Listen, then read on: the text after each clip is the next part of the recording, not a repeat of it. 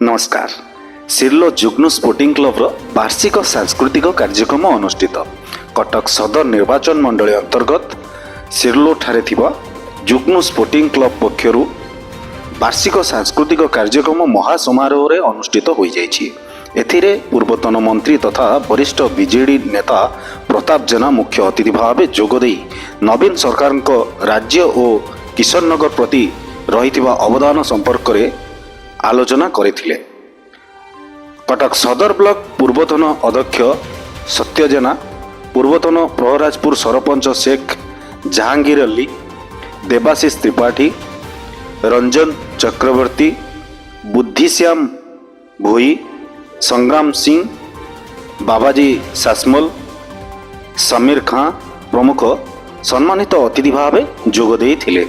अन्यमानंक मध्यरे फिरोज खान, प्रशांत चौधरी, राजकिशोर राउत, अख्तर खां, त्रैलोक्य भोई, जहांगीर खान, आसिफ अली, मोहम्मद रहमतुल्ला, इमरान खान प्रमुख समेत बहु संख्यक स्थानीय व्यक्ति विशेष उपस्थित थिले।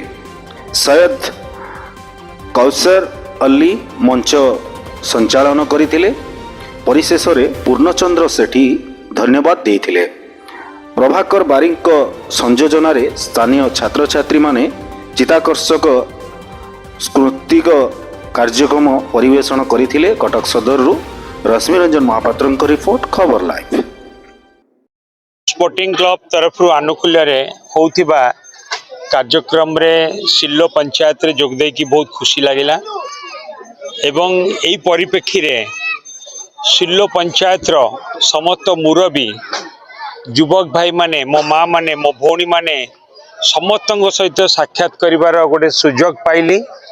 एटा मो पई गोटे गौरवर कथा। एई सिल्लो पंचायत रे मु दीर्घ 9 वर्ष धरिकी ए अंचल रे, ए पंचायत रे प्रत्येकटी गाँव रे लोक मानक सहित सुख दुख रे सामिल हवा सहित किपरि भाव में पंचायत रो विकास हो पारिबो तापे हमें अनेक पदक्षेप नैथिलु। हमर प्रिय नेता पूर्वतन मुख्यमंत्री श्री नवीन पट्टनायक नेतृत्व रे एवं आज नवीन बाबू को सरकार समय रे ये अंचल रे रास्ता घाटर अनेक उन्नति होइछि, लोक माने अनेक सुविधा सुजोग पाइछंती। ता सत्य मध्य मु चाहे एवं जहाँ भी मु देखुछि आहुरी अधिक रु अधिक विकास हवा दरकार एवं एठी गोटे ब्रिज महानदी उपरे होउछि, ता सहित भी गोटे चित्रोत्पला उपरे भी गोटे ब्रिज काम सरीछि, जा फल कि लुणा चित्रोत्पला दीपांचल ए सिल्लो और रघुनाथपुर सहित गोटे संजोग सुविधा बा बाट खोलिबो, जोठी लोक माने अनेक सुविधा पाइबे, जहा कि केवल संभव होइछि नवीन बाबू पई। आमे समस्ते ये अंचलवासी सिल्लो पंचायतवासी नवीन बाबू को बहुत बहुत धन्यवाद दौचु एवं आहुरी अधिक ये अंचल विकास हो बोली आमे आशा करुचु। एवं मु सबु बेले सिल्लो पंचायतवासी सहित थिली, आज भी अच्छी एवं आगामी दिन रे भी मु अच्छी सिल्लो पंचायतवासी पई।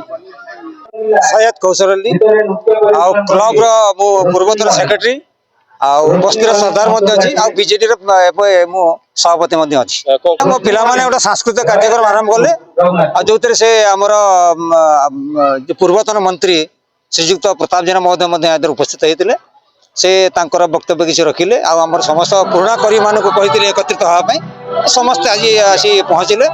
खुशीर कथा आज समस्ते पहुँचले तापर आम कार्यक्रम सांस्कृतिक कार्यक्रम ये चली यही प्रकार आम गोटे आयोजन करते